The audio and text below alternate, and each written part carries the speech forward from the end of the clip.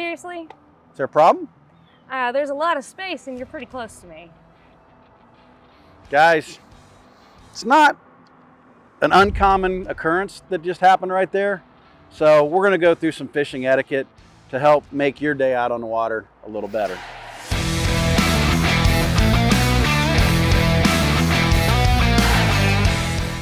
So what are your pet peeves, Alyssa? Just like he said, if you are so close that you can ask somebody whether or not you're too close, you're simply too close.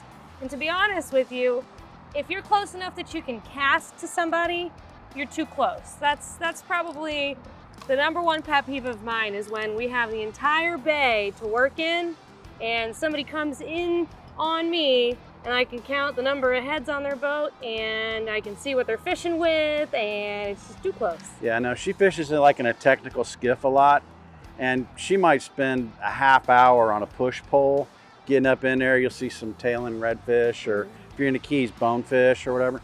And then somebody will come up and then come in on your spot, find your own spot, get your own space, and do all that.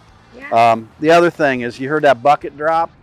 Same thing. If you're in skinny water, and that sound carries forever. I mean, sound underwater is a lot more magnified. Oh yeah. So be careful. Your deck hatches, your anchors. That's why power poles are so popular nowadays, right?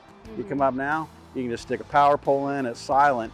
Instead of, as soon as you open that deck hatch up, that anchor chain starts dragging, those fish are gone. Yeah, silence is key. That's a great point. So many boat manufacturers, including some of the ones that we carry here at MarineMax, they have storage integrated into the helm. So you're not having to open up these hatches, or they're in the seats. You'll have little compartments that you can open and your tackle boxes slide right in there. So they're off the deck, they're off the floor. Even the hatches, though, are gasketed, like the whalers. Yeah, I mean, exactly. so how nice and soft and quiet they are now. Yeah, and they've got the hinges on them that are gas shocks, so they don't slam on you. Another thing with silence is, and being quiet, is if you do need to get in past somebody, let's say you're on a channel and you see somebody fishing along the bank or along the edge of the mangroves, maybe not running by them full speed. Maybe bring it back down to an idle as you go by, turning down your sound system a little bit. Everybody's right to have fun on the water is there, of course, but just a little common decency for the folks that are out there trying to experience the water differently than you may be. Yeah, that's the biggie. Inshore, offshore.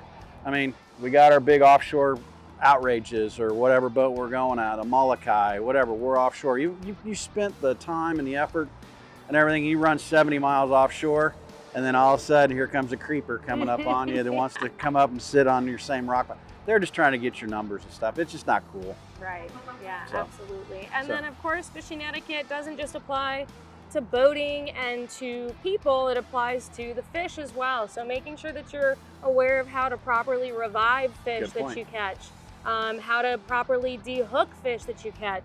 There's a couple tools that you can have in your arsenal that'll help make that process as stress-free as possible. Obviously, getting caught is not a very stress-free thing, but what we can do as stewards of the water is to try to give those fish the best chance once we do, if we do, release them, of course. So making sure that you know how to do that as well. Well put. Yeah. I think we'll leave it on that. Awesome. So, thanks for watching, guys. Check us out on our YouTube channel, and we will see you out on the water, hopefully fishing.